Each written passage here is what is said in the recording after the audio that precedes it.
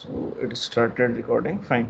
So last class में हमने multiple linear regression start कर लिया था. So what is in this multiple linear regression is that we are having more than one regressor variables available, or we can say that we are having more than one input is available, and our equation of line, our general equation of line is equals to this is beta naught plus beta 1 x1 plus up to beta k minus 1, or in vector form, and this is easy to write. This is y equals to x beta, and because this x is we are not sure that this x is invertible or not, so we had multiplied x transpose on the both sides, so we'll get an square matrix. So this square matrix is this is square as well as this is an symmetric matrix. So in this way we can calculate square of an matrix, sorry, inverse of an matrix. So this is an just inverse of matrix, so we can calculate easily, and then this is x transpose y. So this is how we can get estimate our parameters. So this is हमको कुछ भी नहीं करना है. This is we have to provide this in our Python language, and it will give you answer. So it is not difficult for us to calculate. And this is some regressor variable. This is squared sum of regressors. This is हमने simply वहाँ पे भी दिखा था y minus y hat whole square था. This is summation. So in this case this is an matrix. So this is how we can represent. This is y minus y estimated transpose into y minus y estimated. So this is our SS residual. So this is just when you are going to solve this equation, this is an. So now again, so we are having some checking where goodness of fit. So first parameter is that r square. So this squared r gives your the values either it gives values in between 0 to 1. So when it is close to 1, it means that your model calculate compute all the variability or cover all the variability that is being, let's say your r square is 0.8 or 0.9. So if it is a 0.9, so it signifies that your model, or that you are estimated model cover near about 90% variability of your data. And when it is closer to 0, it means that your model is poorer. But it is not true for every cases, because sometimes you are having 0.5, 0.6 and your model is supposed to be better. So we can agree that even a single r square is sufficient to provide that it is your model is very good. So we have to take some another significance level. So we are going from analysis of variance. So in this case of analysis of variance, we'll check what are the different test statistics being available. So हमने पहले Z statistics देखा था. Z statistics में problem ये आ रही थी कि वो अननोन वेरिएंस आ रहा था, और वो अननोन वेरिएंस यूजुअली अननोन था, तो हम उस पर काम नहीं कर पा रहे थे. So then we will move to our t statistics. So in that t statistics you are having some chi square distribution, जो हम लोगों ने क्लास में देखा भी था कि कैसे हम नॉर्मल डिस्ट्रीब्यूशन था when this is 0 and some normal distribution, उसका हम स्क्वायर्ड कर देते हैं, तो that converges to your t square distribution. Then now we are having some F distribution. So this is how I am showing again. So this is sir, ये जो नीचे वाली टेबल है, this signifies your analysis of variance for bivariate case or simple linear regression, and this reflects your analysis variance of your multiple linear regression. So this is, मैंने इसको simple linear regression को just यहाँ पे इसलिए paste करा है ताकि आप लोग यहाँ से comparison को समझ लें. So what is our source of variation? So this is our source of variation. So again regression, residual and the total. So हमने एक मैंने आपको थोड़ा सा चार्ट भी दिखाया था जिसमें एसएस रिग्रेशन और अनकवर्ड रेसिडुअल्स थे. तो this is all regression, residual and total. So ये इसका जो सिग्निफिकेंस था ये आपके आर स्क्वायर से ज़्यादा अच्छा था. क्यों? क्योंकि ये आपका ओवरऑल वेरिएशन को इंक्लूड कर रहा है, वाइल आर स्क्वायर जो था वो मॉडल का 80% 90% वेरिएशंस को इंक्लूड कर पा रहा था. हम यहाँ पे हमारे पूरे मॉडल का वेरिएशन इंक्लूड कर पा रहे हैं और फिर देख रहे हैं कि हमारा मॉडल कितना बेटर है. और इन लेटर केसेस में हम उसको देखेंगे कि ये हम हमारे लिए और कहाँ बेटर हो better useful हो सकता है. So we are having some source of variation. So these are source of variation, regression, residual and total. So this is represented as SS regression, SS residual, SST. ये SST हमने calculate कर लिया था. So like in SS residual, we are having SS residual n minus 2 because we are having generally we are having n minus 2. Then we are stuck to k. We are having k number of regressor variables are available. यहाँ पे हमारे पास दो unknown parameters available थे, this is beta naught and beta one. So हमारे पास दो equations आ रही थी, दो इक्वेशंस को सॉल्व कर रहे थे, तो हमारे पास बाकी सारी जो लाइंस थी वो इंडिपेंडेंट थी. या हम सिंपल सी बात कर रहे हैं, हमारे पास दो अननोन वेरिएबल्स हैं और हमारे पास n नंबर्स ऑफ इक्वेशन है, तो हमारी डिग्री ऑफ फ्रीडम कितनी होनी चाहिए in linear regression? This is n minus 2. क्यों? क्योंकि दो इक्वेशन है तो हमको दो वैल्यू कांस्टेंट रखेंगे, बाकी सारी वैल्यूज को हम चेंज भी करते जाएंगे, तो हमारी सारी लाइन की इक्वेशंस जो हैं वो सारी लाइन की इक्वेशंस हमारी एग्जैक्टली मिल जाएंगी. Fine. So this is our degree of freedom. Now coming to this multiple linear regression over here, this is n minus k. So हमारे पास जब लीनियर रिग्रेशन था, हमारे पास दो वेरिएबल्स अवेलेबल थे, this is beta naught and beta one. So this is beta naught and beta one. Now when we are going for this multiple linear regression, we are having k number of unknown parameters available. So instead of 2, I'll write n minus k degree of freedom for residuals. Now again, this is total variation. So this is total variation is n minus 1. Why this is n minus 1? So हमारे पास unknown थे, हमने simple सा value calculate करा था, summation of EIs is equals to 0. So when we are having summation of EIs is equals to 0, तो हम किसी एक EI को फिक्स कर देंगे, बाकी सबको भी वेरी कर देंगे, तो हमारे पास वैल्यू जो है वो 0 फिक्स हो जाएंगी. मतलब हम हमारे पास मान लीजिए 10 EIs हैं और 10 EIs में से 9 को हम इंडिपेंडेंटली चूज कर सकते हैं और एक EI ऐसा फिक्स कर दें जो उन सभी का समेशन 0 कर दे. So this is how we can say that n minus 1 is my degree of freedom.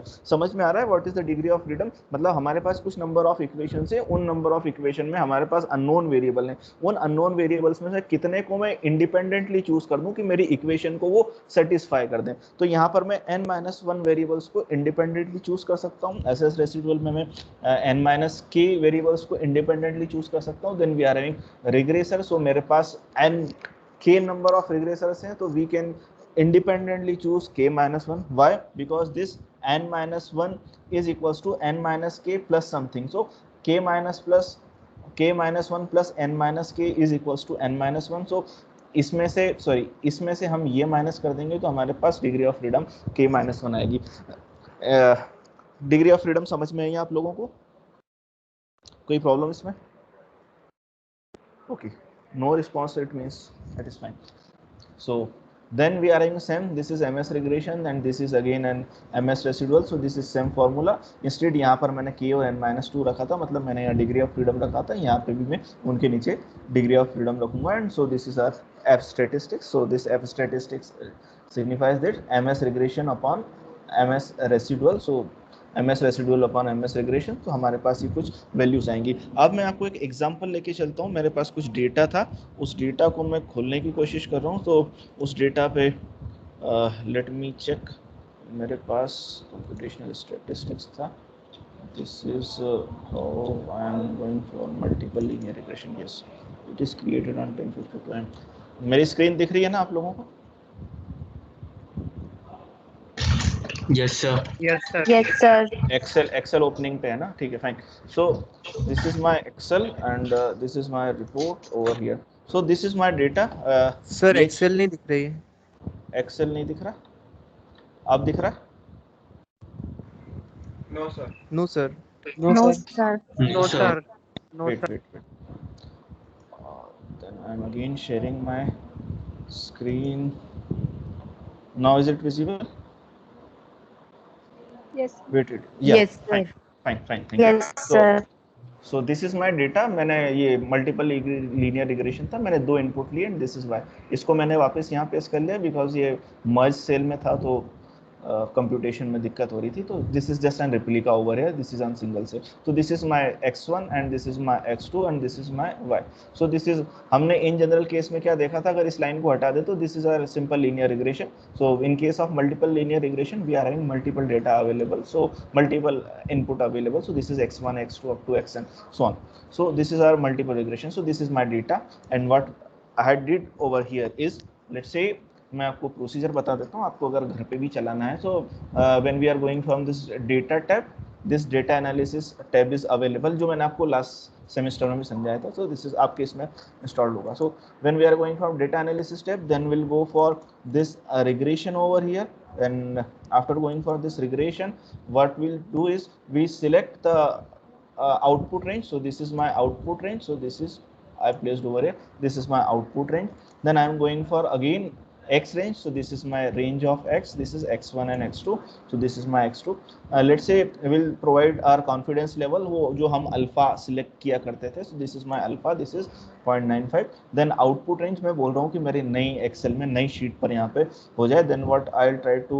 put is this is residual, देख लेते हैं residual plots देख लेते हैं, residual plots हम चेक करेंगे नेक्स्ट कुछ स्लाइड्स में, then this is okay, so यहाँ पे दिस इज माय डेटा, सो वो शीट 2 में भी था, मैं शीट 1 में ले आता हूँ, so this is my R square, this is R square is 0.69, सो इसने यहाँ पे 0.69 लिया है, ये हम बाद में देखेंगे what are the multiple and adjusted R square, so this is my 0.69 value, सो मेरा दिखाना था आपको, this is my ANOVA table, so this is my ANOVA table is reflected here, so we are having total number of data available, this is 1 2 3 4 5 6 7 8 9 10 11, so we are having 11 instances of data that is being available. Now अब check करें, this is my SS regression, this is my SS residual, so my n here my n is equals to 11, fine, so this my n is equals to 11. Now we are going for SS regression, so this SS regression is SS total is equals to n minus 1, so this is n minus 1 is equals to, this is 10, then again we are going from SS residual, so this is n minus k, so this is my n minus k, so this is n minus k, this is my n minus k, so we are having 11 minus 3, 2 नहीं है, this is x1, this is x2, पर हमारे पास betas थे, तो this is beta not, जिसके लिए x not हमेशा 1 होगा, तो this is beta nought plus beta 1 plus beta 2, सो मेरे पास 3 वेरिएबल है, this is k, so this is 11 minus 8, so this is at the 11 minus 3, so this is 8, and again so this is 10 minus 8 is equals to 2, so my degree of freedom is just equals to this. Now this is how we'll calculate SS total, SS regression, so हमको इन पे calculate कैसे करना है, this is इतना नहीं करना है, computer करके देता है, so this is my SS total, this is my SS residual, this is मतलब y minus y hat का whole square, so this is my SS residual and this is my SS regression. Now when we are going to calculate my MS residual, so this is 131 by 2, so this is my MS residual, so SS residual upon degree of freedom, so this is SS residual upon 2, so this is equals to 65.80. Now again this 58 point something upon 8, so this is equals to 7.2, so this is how our calculation goes. Now again this is my F statistics, so this is 65 by 65.8 upon 7.2, so it gives you 9.01 and so on. Now when we are going to check our values, so this is my significance of level, हम जब statistics पे check करते हैं कि क्या हमारी values सही हैं, तो अब जैसे हम चेक करते थे कि मेरा बीटा नॉट, या हमने जो लाइन की इक्वेशन एक्सपेक्ट करी थी कि लाइन की इक्वेशन हमारी सही या नहीं है, तो हमने वो बीटा नॉट को क्या करा था, दिस इज जो इंटरसेप्ट आ रहा, सॉरी बीटा 1 जो हमारा लेट्स से स्लोप आ रहा था, तो जो हमारा स्लोप आ रहा था दिस इज आवर स्लोप, सो वो स्लोप अगर हम यहाँ पर चेक करें, सो उस स्लोप को हटाने पर हमारे पास सिग्निफिकेंस लेवल कितना आ रहा था, दिस इज 0.008, मतलब इन दोनों में से हमारे पास ये वाली वैल्यू बढ़ रही थी, so it gives you value of 0.008. अब हम इनको कंपेयर करते हैं, तो कल हमने चेक करा था if this value, this is this value, so this value is equals to 9. So this 9 is greater than your significance value. This comes from your tabulated value.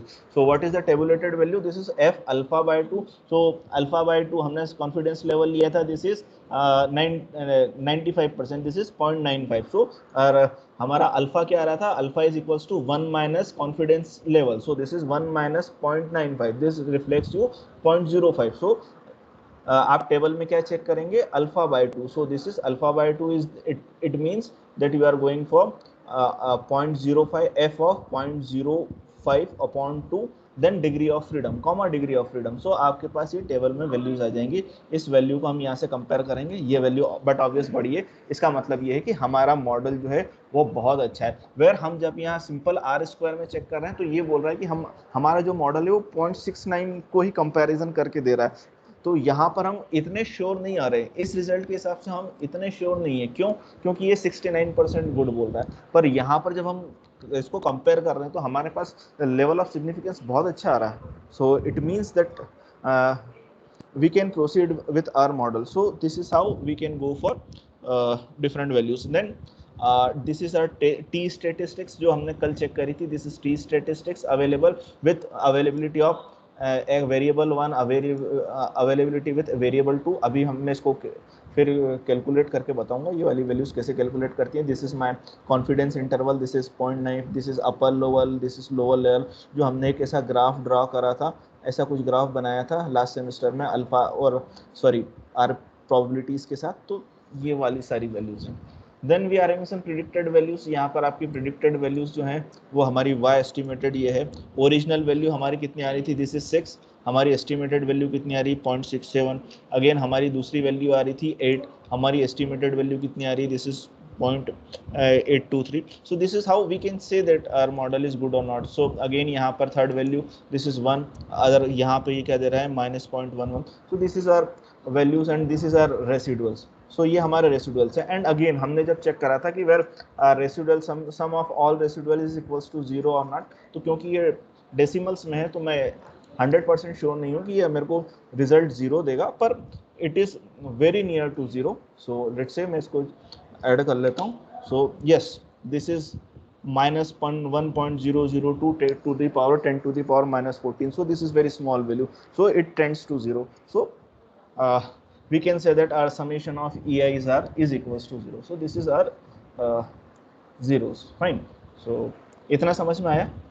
मेरे को अनोवा समझाना था आपको. सो this is my ANOVA table जो हमने वहाँ calculate करी थी. ये ओरिजिनल आपका डेटा, उस डेटा के ऊपर आपकी ANOVA table. Fine. Is it fine? आगे बढ़ूं या इसको समझना है?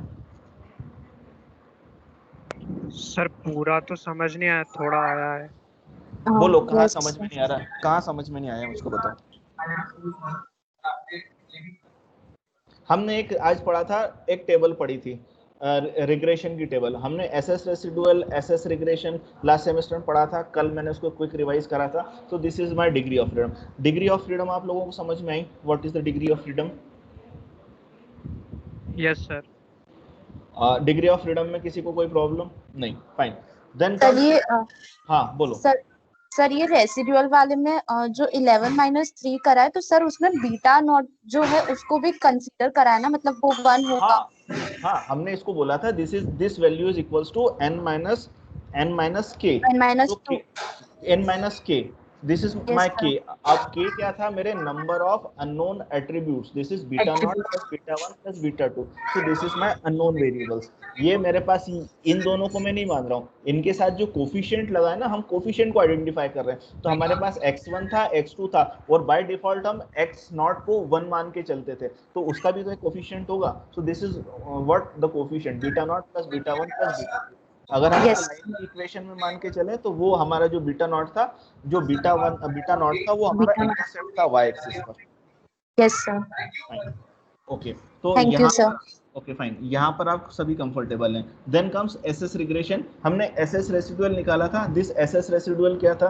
This is my sum of residual. ये हमारे पास प्रेडिक्टेड वैल्यूज थी. फाइन. हमने एक लाइन की इक्वेशन बनाई थी. हमने बीटा नॉट, बीटा 1 और बीटा हेड को आइडेंटिफाई करा. कैसे एस्टिमेट करा? तो beta hat is equals to x transpose x whole inverse into X transpose Y. हमने जब इस इक्वेशन को, लाइन की इक्वेशन को या इस मैट्रिक्स को सॉल्व करा तो हमारे पास बीटा की वैल्यू आ गई। अब बीटा की वैल्यू अब मैं क्या करूंगा, अगेन उस लाइन की इक्वेशन में रख दूंगा। तो मेरी लाइन की इक्वेशन क्या थी, this is y equals to beta nought plus beta 1x plus beta 2x2। Fine, उस लाइन की इक्वेशन में रख दिया। तो मेरे पास ये ओरिजिनल y था, प्रिडिक्टेड y उसने क्या निकाल के दिया इस जगह पे, दिस इज 6.70। फाइन, एग्जैक्टली उतना नहीं मिल रहा। अब दिस 6.6 में से 6.7 मैंने माइनस कर दिया, तो मेरे पास क्या आया, this is residual. So what is this R residual, this residual is R this residual is, इसका हम स्क्वायर करके, this is squared sum, so this is my squared sum of residuals. तो इन सारी वैल्यू को, this is 0.7 square plus 0.23 square plus 1.11 square. So मेरे पास ये वाली वैल्यूज आ गई। दिस इज फाइन, ये चीज समझ में आई आप लोगों को? Yes Okay. Sir. Yes Fine. Sir. Then comes मेरा SS total। SS total क्या था मेरा SS total था y, this is y, this is yi, this is yi minus y bar। तो इसका मेरे पास एवरेज कितना आ रहा था, दिस इज मेरा yi। तो मैं इसका एवरेज निकाल लेता हूँ यहाँ पे। सो this is my average over here, so this is 3। so what is my SS total? So SS total is 6 minus 3 whole square plus 8 minus 3 whole square plus 1 minus 3 whole square plus 0 minus 3 whole square plus 5 minus 3 whole square। so it is equals to 190। इतना समझ में आया? Fine. Yes now sir. Okay, so Yes, SS regression कैसे निकालेंगे, this is 190 minus 58, so it reflects your 131। मेरे को just minus करना था। Now comes MS regression. MS regression हमने लास्ट क्लास में कैलकुलेट करा था। So what is MS regression? हम MS रिग्रेशन या SS रेसिडुअल हम क्यों नहीं निकाल पा रहे थे, क्योंकि हमारे पास अननोन वेरिएंस, जो वेरिएंस था हमको नहीं पता था। यहाँ वेरिएंस पता ही नहीं है हमको, तो हम क्या करेंगे, हम वहाँ का SS रिग्रेशन हमने निकाला था, उस MS residual is equals to SS residual upon degree of freedom, है ना। So this is degree of freedom, so this is SS regression upon 2, so it gives you MS regression। again this is MS residual, so this is MS residual is equals to, this is SS residual upon degree of freedom, so this is my degree of freedom। so मेरे पास degree of freedom आ गई। इतना समझ में आया? मैं यहाँ पे MS residual क्यों निकाल रहा था, क्योंकि मैं मीन वैल्यू पे काम करना चाह रहा था, मैं स्क्वायर्ड वैल्यू पे बात नहीं कर रहा था। क्योंकि फाइनली हम क्या करते हैं, हम ऑन एन एवरेज वैल्यू पे बात करते हैं। मैं ऐसा नहीं बोल सकता कि हर बच्चे को कितने नंबर आएंगे। मैं हर बच्चे को कैलकुलेट करने की कोशिश करूंगा तो आपको नंदिनी के बहुत ज़्यादा नंबर आएंगे और किसी एक बच्चे के बहुत कम नंबर आएंगे, तो वो डिफरेंस बहुत ज़्यादा हो रहा था। इसलिए मैं क्या करूंगा, आपकी क्लास का मेरे को अगर नंबर चेक करना है कि ये सब्जेक्ट आपको कितना समझ में आ रहा है, तो मैं सारे बच्चों का ऑन एन एवरेज लेके चलूंगा। तो सारे बच्चों को जब ऑन एन एवरेज लेके चलूंगा तो मेरे पास रिजल्ट, मैं मीन वैल्यू पे जाऊंगा। So this is my squared sum and this is my mean, so we are going for mean. Fine, so this is my mean value. यहाँ तक समझ में आया why we are going for mean? क्योंकि मुझको यही नहीं Yes, पता sir. था कि वेरिएंस कितना हो रहा है। जब वेरिएंस नहीं पता तो मैं पूरी बाउंड्री पर जाने की अच्छा है कि मैं मीन पर स्टक हो जाऊं, मैं बीच में खड़ा हो जाऊं और बीच से आगे पीछे निकल जाऊं। So we are going for MS mean squared sum. Now we have to check हमारा मॉडल कितना अच्छा है या कितना बुरा है। तो पहला तरीका तो हमारे पास ये आर स्क्वायर्ड निकालने का था। अब इस आर स्क्वायर्ड में दिक्कत क्या आ रही थी कि आर स्क्वायर्ड की वैल्यू कई बार ऐसा होता है, आप टेक्स्ट में भी पढ़िएगा कि कई बार मेरे पास आर स्क्वायर की वैल्यू 0.5 से नीचे भी जाती है, तब भी हम नहीं बोल सकते कि हमारा मॉडल खराब है। और यहाँ पे आपको ये रिफ्लेक्ट कर भी रहा है कि दिस इज जस्ट एंड 70% और 70% this is not that much good our model. But क्या हम दूसरा तरीका एक बार और दूसरे तरीके से क्रॉस वैलिडेट कर लें कि क्या हमारा मॉडल सही है, क्योंकि ये सिर्फ रिस्पांस SS रिग्रेशन और इन दोनों की वैल्यू को चेक कर रहा है। तो इंस्टेड हमारे पास इस डेटा का डिस्ट्रीब्यूशन चेक करने की कोशिश करें। सो this is my distribution of a data. So this is एब स्टैटिस्टिक क्या बोलती है, this is MS regression upon MS residual. मतलब मेरा जो अननोन वेरिएबल था, मेरा जो अननोन डेटा था, उन दोनों को का मैं कंपेयर करके चलूं कि मेरा उन दोनों में वैल्यूज कितनी आ रही थी। तो दिस इज माय रेसिडुअल, मेरा रेसिडुअल कम आ रहा है और रिग्रेशन वाला पार्ट ज्यादा आ रहा है। इसका मतलब क्या है कि मैं मेरा कितने इन दोनों का रेशियो लेके चलूं, तो इन दोनों का रेशियो देखो, तो इन दोनों का रेशियो एग्जैक्टली 9 टाइम्स ज्यादा है। मतलब मैं मेरी वेरिएबिलिटी को ज्यादा बेटर तरीके से समझा पा रहा हूँ। Is it? यहाँ पर दिस इज रेसिडुअल। रेसिडुअल क्या हो रहा था, मेरी ओरिजिनल और प्रिडिक्टेड वैल्यू थी, तो मेरी ओरिजिनल और प्रिडिक्टेड वैल्यू ये आ रही है, इन दोनों का डिफरेंस है। और मेरा रिग्रेशन वैल्यू मतलब जो टोटल वैल्यू मेरा जो आ रहा था, this is my near about 65 plus 7, so it is just equals to near about 72। तो 72 में से मैं 65 वैल्यूज को तो मैं कवर कर ही रहा हूँ ना, तो मेरे इन दोनों को मैं कंपेयर करने की कोशिश कर रहा हूँ, इन दोनों का मैं रेशियो लेके चल रहा हूँ, तो दिस इज माय रेशियो। सो वो एक, अगर आपको मेरी टेबल याद हो एग्जैक्टली मेरी, वेट करिएगा मैं जरा दिखाता हूँ आप लोगों को। सो दिस इज माय, अभी आप लोगों को क्या दिख रहा है, एक्सेल की फाइल ही दिख रही है? सर वो एक्स, यस सर एक्सेल ही दिख रहा है। Okay fine, so wait, I'm sharing my screen. So this is my screen. So this is my SS residual, this is my SS regression, and this is my SS total. ये दिख रहा है ना, अब स्लाइड दिख रही है ना आप लोगों को? यस सर स्लाइड दिख रही है। Okay, fine. Yes, sir. So this is my SS residual, this is my SS regression.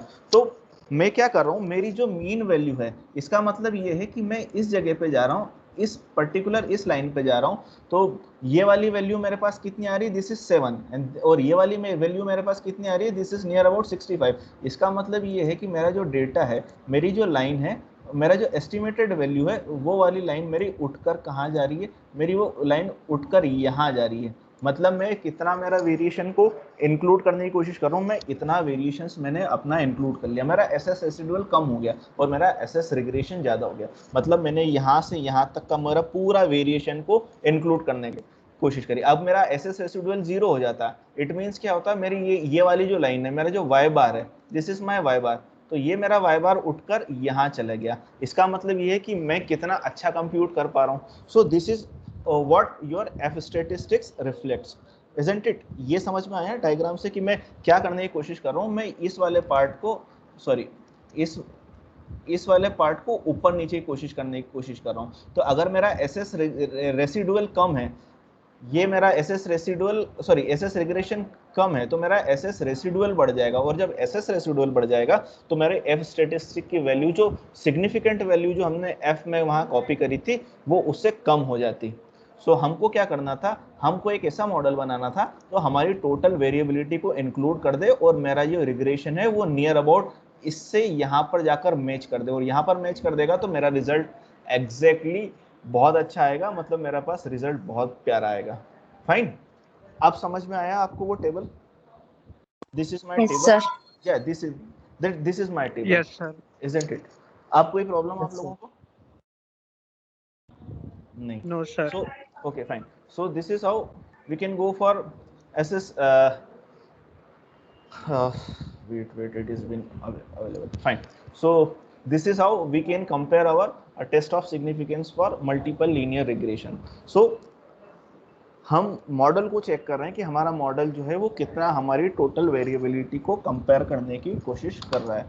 Now again अब हमको चेक करना है कि क्या we are testing for several parameters to being zero, मतलब हमारे पास कितने आ रहे हैं, beta nought, beta 1, beta 2 up to beta k minus 1, that is k number of parameters मेरे पास अवेलेबल हैं। तो अब मेरे को उसमें से चेक करना है कि क्या मेरे जो कुछ बीटाज हैं वो जीरो हैं या नहीं है, क्योंकि हो सकता था कि बहुत सारे पैरामीटर्स मेरे पास जीरो आ सकते थे, बट ऑब्वियस सी बात है कि हर एट्रीब्यूट जो है आपको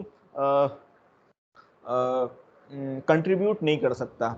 जैसे मेरे पास 4 पैरामीटर हैं कि एक स्टूडेंट जो रोज कॉलेज आता है, दूसरा पैरामीटर ये है कि एक स्टूडेंट जो क्लास में क्वेश्चन पूछता है, एक स्टूडेंट वो जो कैंटीन में खाना खाता है, और इन तीनों के कॉम्बिनेशन से मैं बोल सकता हूँ कि कोई स्टूडेंट अच्छा है या नहीं अच्छा। तो अब मेरे पास 3 पैरामीटर्स आ गए, इन 3 पैरामीटर्स पे मेरे पास एक आउटपुट आ रहा है कि कौन सा स्टूडेंट अच्छा है या नहीं अच्छा। तो पहला था जो क्वेश्चन पूछता है, एक दूसरा जो क्लास में भी आता है, देन थर्ड वन वो जो कैंटीन में खाता है। तो क्या ये वो बच्चा जो कैंटीन में खाता है वो कुछ कंट्रीब्यूशन करता है कि वो स्टूडेंट अच्छा था या बुरा था? नो। तो हमेशा हर पैरामीटर या हर एट्रीब्यूट जो है आपके रिजल्ट में कंट्रीब्यूट नहीं कर सकता। तो अब हमको वो चेक करना है कि कौन सा आपका पर्टिकुलर कौन कौन से पर्टिकुलर एट्रीब्यूट हैं जो आपके रिजल्ट में सिग्निफिकेंटली कंट्रीब्यूट नहीं कर रहे हैं, या हम ये कह सकते हैं कि उसका कोफिशिएंट जो आ रहा है वो 0 आ रहा है. This is fine. This is my motto for carrying out this test. Fine. So comfortable कि मैं एक पैरामीटर को या एक एट्रीब्यूट को क्यों हटा रहा हूँ.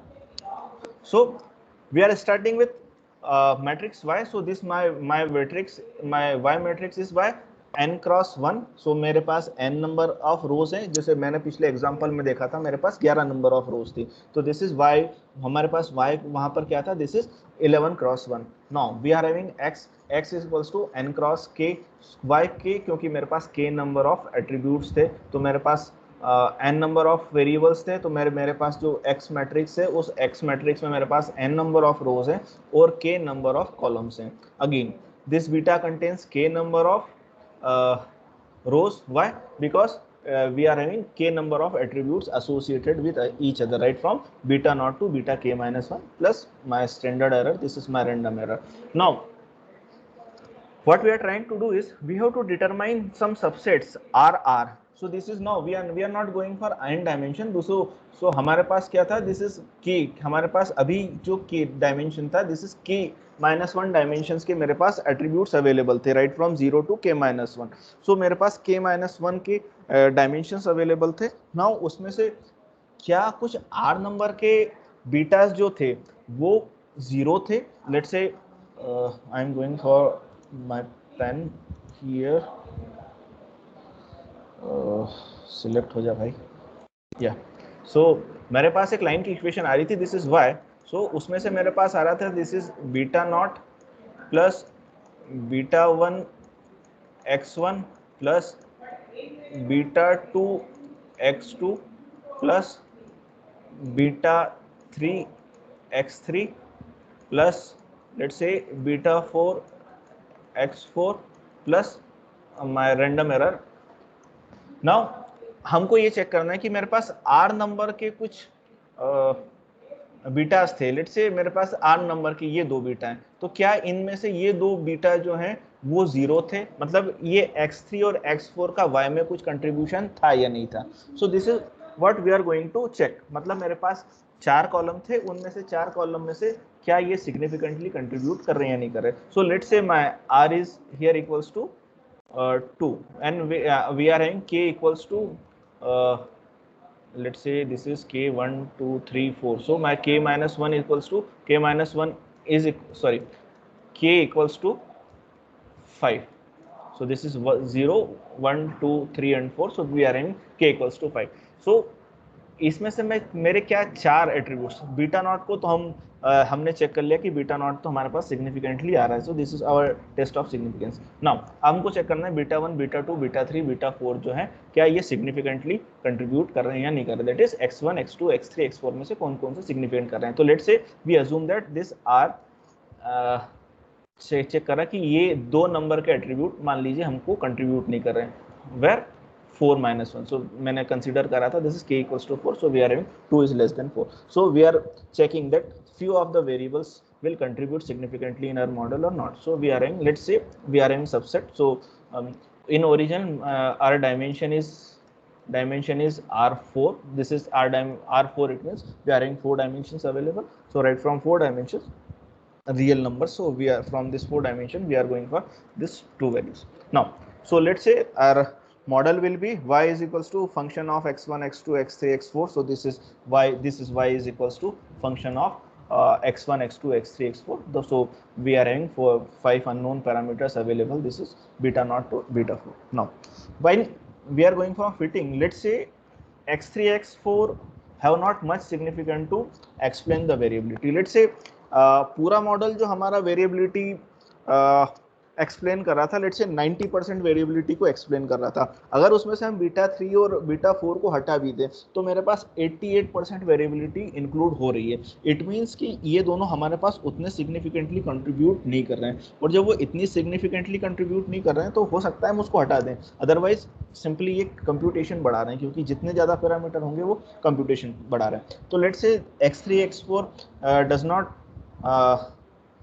contribute significantly in your model. So let's say we'll create again an hypothesis H naught. So this is my null hypothesis which says that beta 3 and beta 4 or one of these are equals to 0. I am not saying both are 0 or one of these, either one of these or both are equals to 0 against H1 which says that any of them beta 3 or beta 4 is not equals to 0. So this is our hypothesis. So this is my null hypothesis, against this is my an alternate hypothesis that is being available. So we have to check whether it exists or not.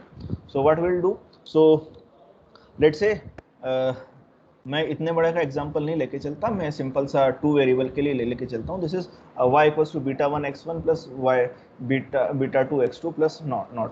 So this is my restricted model. Restricted model में मैं बोलता हूँ कि मेरा ये जो beta 2 था, मतलब ये x2 था, ये सिग्निफिकेंटली कंट्रीब्यूट नहीं कर रहा.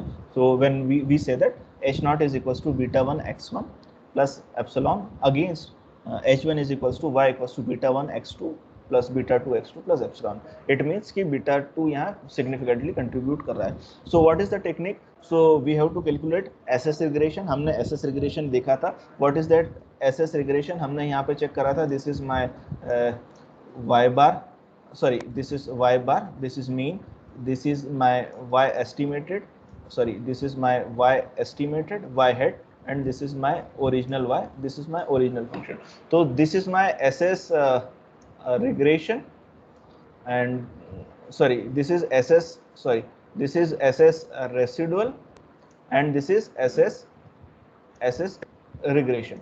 तो हमको क्या चेक करना है कि हम ये चेक कर रहे हैं कि इसका SS regression, इस वाली लाइन का एसएस रिग्रेशन निकालना है और इस वाली लाइन का एसएस रिग्रेशन निकालना है.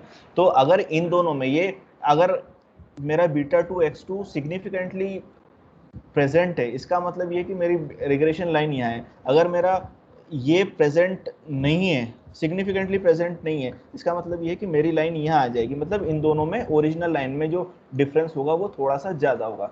यहाँ पर अगर ये एच नॉट एग्जिस्ट करती है, इसका मतलब ये है कि मैं अगर बीटा 2 x2 को हटा भी दूंगा तो मेरी रिग्रेशन लाइन जो है वो नियर अबाउट यहीं रहेगी.